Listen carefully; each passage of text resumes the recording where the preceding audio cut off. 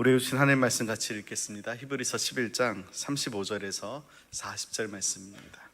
히브리서 11장 35절에서 40절 말씀 한 절씩 교독하겠습니다. 여자들은 자기의 죽은 자들을 부활로 받아들이기도 하며 또 어떤 이들은 더 좋은 부활을 얻고자 하여 심한 고문을 받되 구차히 풀려나기를 원하지 아니하였으며 또 어떤 이들은 조롱과 채찍일 뿐 아니라 결박과 옥에 갇히는 시련도 받았으며 돌로 치는 것과 톱으로 켜는 것과 시험과 칼로 죽임을 당하고 양과 염소의 가죽을 입고 유리하여 궁핍과 환난과 학대를 받았으니 이런 사람은 세상이 감당하지 못하느니라. 그들이 광야와 산과 동굴과 토굴에 유리하였느니라. 이 사람들은 다 믿음으로 말미암아 증거를 받았으나 약속된 것을 받지 못하였으니 이는 하나님이 우리를 위하여 더 좋은 것을 예비하셨은즉 우리가 아니면 그들로 온전함을 이루지 못하게 하려 하십니다. 아멘. 할렐루야. 우리 옆 사람과 인사하겠습니다. 사랑하고 축복합니다.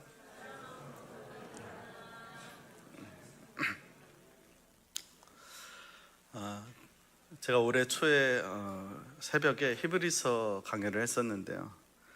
이 히브리서는 히브리서의 1차 독자는 그 당시에 유대교에서 그리스도교로 개종한 유대교 그리스도인들이었습니다.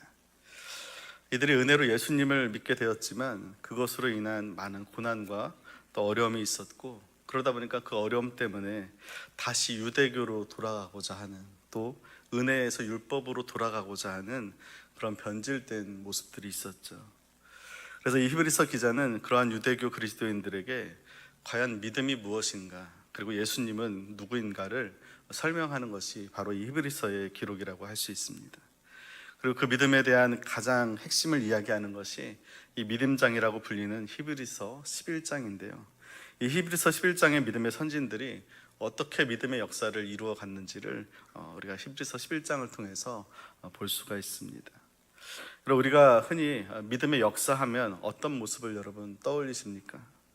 홍해가 갈라지고 여리고성이 무너지는 기적, 또 사자의 입을 막고 또 풀무불 속에서도 살아남는 어떤 그런 승리의 모습들을 우리는 떠올리곤 합니다. 맞죠? 그것도 분명히 믿음의 역사입니다. 하지만 오늘 본문은 조금 다른 이야기를 하고 있습니다. 히브리서 기자는 믿음의 가장 높은 봉우리, 또 가장 그 절정에 대해서 이야기하면서 승리의 나팔, 그 기적의 모습 대신에 환난과 고문과 그리고 죽음을 이야기하고 있다는 겁니다. 그리고 본문 35절 말씀 같이 읽어보겠습니다. 여자들은 자기의 죽은 자들을 부활로 받아들이기도 하며 또 어떤 이들은 더 좋은 부활을 얻고자 하여 심한 고문을 받되 구차히 풀려나기를 원하지 아니하였으며. 그래서 우리의 믿음이 도달해야 되는 어떤 최고의 지점, 그것을 이야기하고 있는데요. 믿음의 절정은 내 뜻대로 그냥 만사형통하는 것이 아니라 도리어 하나님을 위해서 기꺼이 고난을 감내하는 것, 그리고 그 고통을 온유함으로 참아내는 것, 그것이 믿음의 가장 깊은 차원이다라고 이야기합니다. 오늘 본문 35절에 보면 심한 고문이라고 되어 있는데요, 원어로 팀파니조라는 단어입니다. 이 단어는 그냥 고문을 하는 것이 아니라 죄수를 형틀 위에 눕혀놓고 팔, 다리, 사지를 다 줄로 묶어서 팽팽하게 잡아당기고 창으로 배를 찌르고 또 가죽 채찍으로 배와 가슴을 치는, 그렇게 해서 고문하며 죽이는 그러한 형입니다.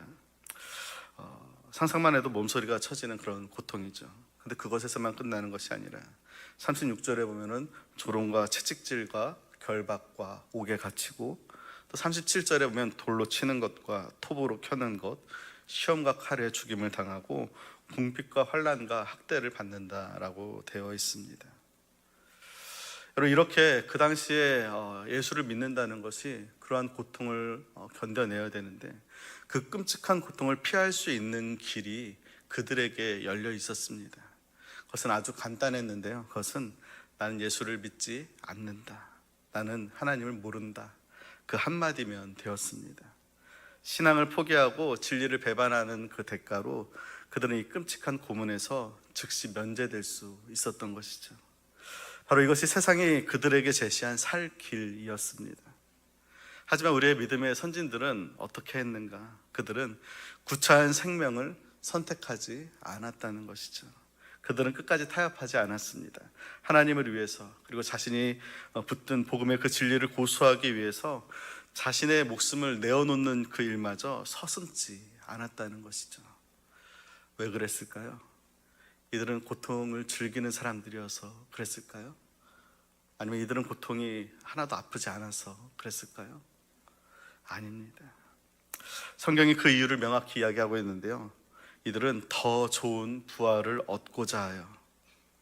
지난주에 우리가 아브라함과 그 믿음의 선진들이 자신들이 돌아온 본향으로 돌아가라면 얼마든지 그렇게 할 수 있었지만 그들은 더 나은 본향을 향하여서 나아갔다라고 말씀드렸는데요, 오늘 본문도 마찬가지입니다. 그들의 눈은 잠시 있다 사라질 이 땅의 생명이 아니라 영원한 생명, 하나님께서 주실 더 온전하고 영광스러운 그 부활에 고정이 되어 있었던 것이죠. 바로 이것이 히브리서 기자가 말하고 있는 믿음의, 또 신앙인의 삶의 절정을 이야기하고 있는 겁니다. 오늘날 우리는 너무나 쉽게 믿음을 편안함과 연결시키고 있습니다. 예수를 믿으면 병이 낫고, 예수를 믿고 기도를 열심히 했더니 사업이 잘 되고, 예수를 믿고 기도했더니 자녀가 성공하고 출세하더라. 그것을 믿음의 증거라고 생각한다는 것이죠. 좀 시간이 지나긴 했지만 예전에 한참 유행했던 책들을 보면은 조엘 오스틴의 긍정의 힘, 또 잘 되는 나, 브루스 위킨스의 야베스의 기도와 같은 책들이 많은 사람들에게 불티나게 팔렸던 것을 보면 아마도 그러한 믿음을 그러한 성공과 또 세상의 어떤 축복, 그런 것에 연결시키기 때문에 그런 책들이 불티나게 팔렸죠. 물론 하나님께서 우리에게 복 주시기를 기뻐하시는 분인 것은 맞습니다. 하지만 우리 주님께서는 당신을 따르는 자들에게 아주 단호하게 말씀하셨는데요, 우리 누가복음 9장 23절 말씀 같이 읽어보겠습니다. 아무든지 나를 따라오려거든 자기를 부인하고 날마다 제 십자가를 지고 나를 따를 것이니라. 주님께서는 결코 우리에게 이 세상의 안락하고 순탄한 길을 약속하지 않으셨다는 겁니다. 나를 믿으면 꽃길만 걷게 해줄게, 그런 허울 좋은 약속으로 사람들을 속이지 않았다는 것이죠. 오히려 나를 따르려면 자기를 부인하고 자기 십자가를 지고, 그 길이 비록 좁은 길이라 할지라도 그 길을 가야 한다라고 말하고 있습니다. 누구든지 자기 자신을 부인하고 주님과 복음을 위해 그 고난을 감수할 각오가 되어 있지 않다면 참된 제자가 될 수 없다라고 이야기하는 것이죠. 여러분, 우리가 믿는 주님은요, 고난의 주님이십니다. 하늘 보좌의 영광을 버리시고 이 낮고 천한 땅에 오셔서 우리 인간이 겪을 수 있는 가장 큰 배신과 아픔과 고통과 그 죽음을 맛보신 분이십니다. 그리고 그 주님을 따르는 사람들을 제자라고 하죠. 여러분, 우리는 이 땅에서 하나님의 자녀로서 또 신앙인으로서 살아갑니다. 근데 여러분, 우리는 어떠한 마음으로 주님을 따르고 있습니까? 여러분은 참된 제자가 되기를 원하십니까? 정말 제자의 길을 가고 싶으십니까? 제자는 됐고 그냥 일주일에 한 번 그냥 교회 나오고, 그래서 그냥 구원받고 천국 가고, 그리고 좀 이 땅에서 모든 것 기도하는 것 다 이루어지고, 여러분, 그러한 삶을, 그러한 신앙을 원하십니까? 여러분, 우리가 예수님의 제자가 된다는 것은 단순히 교회 다니고 그래서 좀 더 편안해지는 그러한 모습이 아니라는 거죠. 바로 그 고통의 길을 걸어가신 주님의 뒤를 따르겠다고 하는 헌신의 모습이라는 겁니다. 그렇기 때문에 제가 여러분에게 여러분 교회 다니면 복 받습니다, 교회 열심히 다니고 신앙생활하면 잘 됩니다 라고 저는 그렇게 말을 못하겠습니다. 그리스도의 이름으로 참으로 고백하는 자들은 세상으로부터 박수를 받는 것이 아니라 때로는 조롱과 반대를 받게 될 것입니다. 세상의 가치관과 충돌하기 때문에 미움과 핍박을 받을 수도 있죠. 베드로 사도는 이렇게 이야기합니다. 우리 베드로전서 4장 12절 말씀 같이 읽겠습니다. 사랑하는 자들아, 너희를 연단하려고 오는 불시험을 이상한 일 당하는 것 같이 이상히 여기지 말라. 우리에게 다가오는 그 연단하려고 오는 그 불시험, 고난, 그것을 이상한 일이 아니라 그것은 당연한 일이다. 왜? 예수 믿는 자에겐 당연히 오는 일이다라는 것이죠. 우리는 하나님을 위해서 기꺼이 고난받을 준비가 과연 되어 있는가? 우리 신앙인은 편한 길을 가도록 부름받은 그런 유람선을 탄 유람객들이 아니라는 겁니다. 우리는 주님이 가신 그 좁은 길, 그 십자가의 길을 뒤따라가기 위한 순례자들이라는 것이죠. 여러분, 고난을 좋아하는 사람이 누가 있겠습니까? 고난을 일부러 겪고 싶은 사람이 누가 있겠습니까? 하지만 그렇다고 해서 우리가 고난을 다 피해갈 수 있습니까? 없어요. 우린 누구나 우리 앞에 고난이 있습니다. 근데 그 고난 앞에서 우리가 무엇보다도 주를 위해서 기꺼이 감당할 수 있는, 그 고난을 감당할 수 있는 그런 저와 여러분이 되기를 주님의 이름으로 축원합니다. 마태복음 5장에 보면은 예수님께서 팔복을 말씀하시는데요, 팔복은 8가지의 복을 의미하죠. 우리가 생각하는 복은 대부분 여러분 머릿속에 있겠지만 그 복과는 좀 결이 다른 복을 예수님 말씀하십니다. 5장 11절 12절 말씀 같이 읽어보겠습니다. 나로 말미암아 너희를 욕하고 박해하고 거짓으로 너희를 거슬러 모든 악한 말을 할 때에는 너희에게 복이 있나니 기뻐하고 즐거워하라. 하늘에서 너희의 상이 큼이라. 너희 전에 있던 선지자들도 이같이 박해하였느니라. 여기 보면 너희에게 복이 있대요. 어떤 사람이냐면 예수님으로 말미암아 우리가 욕을 받고 우리가 박해당하고 또 거짓으로 우리를 거슬러 모든 악한 말을 하는 사람들이 있을 때, 그때 우리에게 복이 있다는 겁니다. 그래서 기뻐하고 즐거워하라는 것이죠. 이 복 받고 싶으신가요? 받고 싶으신가요? 안 받고 싶으신가요? 사양하시겠어요? 예수님이 주시는 복인데. 여러분, 이 복 받고 싶은 방법, 받고 싶다면 방법이 있습니다. 여러분, 복음 들고 나아가면 됩니다. 가서 복음을 전하면, 여러분, 사람들이 복음을 전하니 참 감사합니다, 내가 이제부터 예수님 믿겠습니다, 정말 훌륭하십니다, 그럴까요? 아니요. 세상 사람들 복음 전하면 경멸의 눈빛으로 쳐다보기도 하고 때로는 욕도 하기도 합니다. 여러분, 그러한 욕하고 박해하고 거짓으로 너희를 거슬러 모든 악한 말을 듣게 될 때 우리에게 복이 있다는 겁니다.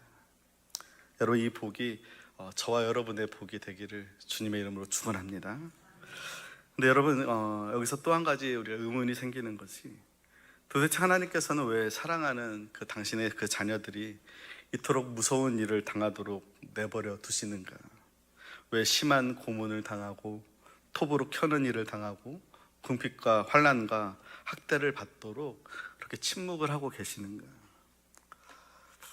이 질문에 대해서 완전하고 명확한 대답은 저도 잘 모르겠습니다. 하나님의 섭리는 우리의 생각과 이성을 뛰어넘기 때문이죠. 하지만 그럼에도 불구하고 이 믿음의 시련이 가져다주는 가장 분명한 유익 한 가지는 알고 있습니다. 그것은 바로 이 시련이 진짜와 가짜를 구별해 준다는 겁니다. 예전에 그 별에서 온 그대라는 드라마가 있는데요, 거기에 전지현이라는 여배우가 천송이라는 역할로 나옵니다. 드라마인데 그 극 중에서 전지현이, 그 천송이가 친구에게 배신을 당하고서 한 대사가 있습니다. 내가 이번에 바닥을 치면서 기분 참 더러울 때가 많았는데 한 가지 좋은 점이 있다. 사람이 딱 걸러져. 진짜 내 편과 내 편을 가장한 적. 인생에서 가끔은 큰 시련이 오는 거 한 번씩 진짜와 가짜를 걸러내라는 하나님이 주신 큰 기회가 아닌가 싶다 라는 대사입니다. 여러분, 평온할 때는 알 수 없죠. 모두가 다 신실해 보이고 모두가 다 아멘을 외칩니다. 하지만 그 시련의 바람이 불어오면 하나님의 택함 받은 백성이 가진 영적이고 또 자기를 부인하며 좁은 길을 걸어가는 그 믿음과 가짜 신자들이 가진 기복적이고 현세적인 그 믿음 사이에는 현격한 차이가 있다는 것이죠. 마치 농부가 타작마당에서 키를 들고 알곡과 가라지를 구분하는 것과 같습니다. 바람이 불면 가벼운 견은 날아가고 알곡만 남게 되죠. 가라지와 같은 믿음은 그 속에 뿌리가 없어서 잠시 견디다가 말씀을 인하여 환난이나 핍박이 일어나는 때에는 곧 넘어지는 자다라고 성경에서 이야기하고 있습니다. 하지만 알곡의 믿음은 옥토에 뿌리 박혀 있기 때문에 여러 시련과 고난 속에서도 인내하며 결국 30배, 60배, 100배의 열매를 맺게 된다는 것이죠. 여러분, 오늘 우리가 사는 세상은요, 가짜가 판을 치는 세상입니다. 인터넷 쇼핑몰에 보면은 명품을 흉내낸 가짜들이 얼마나 많은지 몰라요. 그런데 아이러니하게도 그런 가짜, 그 모조품은 진짜보다 더 진짜 같을 때가 많다는 겁니다. 더 번쩍거리고 더 화려하고 더 튼튼해 보이기까지 하죠. 왜냐하면 사람들의 눈을 속이기 위해서는 진짜보다 더 광을 내야 되고 화려하게 해야 되기 때문에 그렇습니다. 근데 여러분, 믿음의 세계도 마찬가지입니다. 이런 가식적이고 종교적인 믿음이 때로는 참된 믿음보다 더 화려하고 매력적으로 보일 수도 있다는 겁니다. 교회 안에서 더 큰 소리를 내고 더 열심인 것처럼 보일 수도 있습니다. 하지만 여러분, 속지 마시기를 바랍니다. 불같은 시험이 닥쳐오면 그 화려한 도금은 다 녹아내립니다. 가식적인 믿음은 그 고난 앞에서 다 증발해 버리는 것이죠. 오로지 불순물이 섞이지 않은 순금 같은 참된 믿음만 그 불 속에서 살아남는다는 겁니다. 다니엘 3장의 사드락, 메삭, 아벳느고의 이야기를 여러분 잘 아시죠? 그들은 풀무불이라는 극한의 시험 앞에서도 하나님을 향한 그 신뢰를 버리지 않았습니다. 이렇게 고백합니다. 왕이여, 우리가 섬기는 하나님이 우리를 풀무불에서 능히 건져내시겠고 왕의 손에서도 건져내시리이다. 그리 아니하실지라도 왕이여, 우리가 왕의 신들을 섬기지도 아니하고 황금 신상에게 절하지도 아니할 줄을 아옵소서. 이 고백을 잘 생각해 보면 두 가지를 동시에 고백하고 있습니다. 하나님이 건져주실 것이다 라는 그 믿음과 그리 아니하실지라도 라는 그 믿음이 두 가지가 동시에 고백되고 있다는 것이죠. 이것이 바로 참된 믿음의 두 기둥이라고 할 수 있습니다. 우리 믿음의 어떤 부분들은 내가 원하는 대로 이루어지면 믿겠다라는 조건부 믿음을 가지고 있을 때가 많이 있습니다. 하지만 성경이 가르치는 참된 믿음은요, 이루어지든지 이루어지지 않든지 나는 여전히 주님을 신뢰한다라는 믿음입니다. 바로 그 믿음이 풀무불 속에서도 타지 않고 살 수 있었고요. 놀라운 것은 그 불이 그들을 결박했던 밧줄만 태웠다는 것이죠. 고난은 오히려 우리를 묶고 있던 세상의 밧줄을 끊어주는 역할을 한다는 겁니다. 그런 고난은 우리에게 절망도 또 저주도 아니라는 겁니다. 고난은 하나님께서 우리 안에 있는 믿음의 그 진실성과 수수성을 드러내시려고 사용하시는 도구라는 것이죠.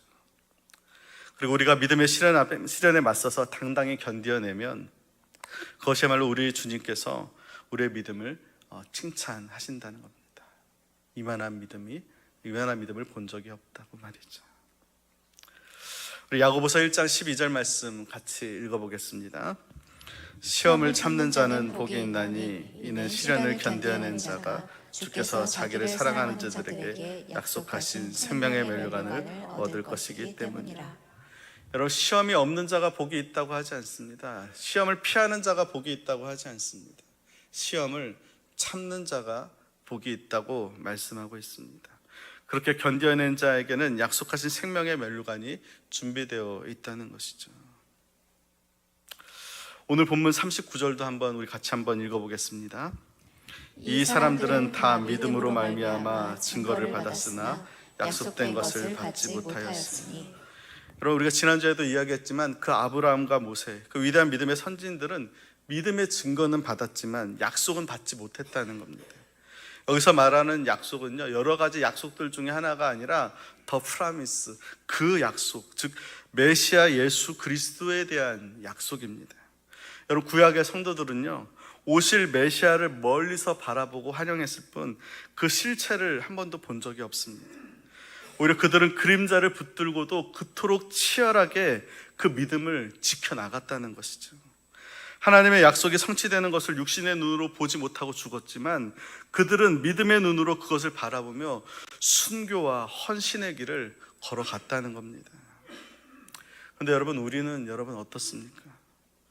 신약시대를 거쳐서 오늘날 우리는 다르다는 것이죠. 우리는 약속의 그 성취를 이미 목격하고 알고 있는 세대라는 겁니다. 예수님 이 땅에 오셨고 십자가에서 우리의 죄를 대속하셨고 부활하셔서 우리에게 영원한 생명을 주셨습니다. 우리는 지금 메시아를 기다리는 것이 아니라 이미 오신 주님을 우리의 마음에 모시고 그분과 동행하며 살고 있습니다. 구약의 성도들은 희미한 달빛 아래서 길을 걸었다면 우리들은 찬란한 태양빛 아래서 걷고 있는 것입니다. 우리가 받은 혜택과 축복은요, 구약의 그 어떤 위대한 선지자보다도 더 크다는 겁니다. 그렇다면 여러분, 우리가 여기서 더 뼈아픈 반성을 해야 됩니다. 우리는 예수님의 그 실체를 소유하고 예수님에 관한 그 정확한 지식을 가지고 성령님을 우리 안에 모시고 사는 우리가 과연 그림자만 보고 살았던 그 구약의 성도들보다 더 나은 믿음을 가지고 있냐 하는 것이죠. 히브리서 11장에 나오는 그 믿음의 선진들보다 더 큰 확신과 기쁨으로 나에게 주어진 그 고난을 이겨내고 있는가 하는 것입니다.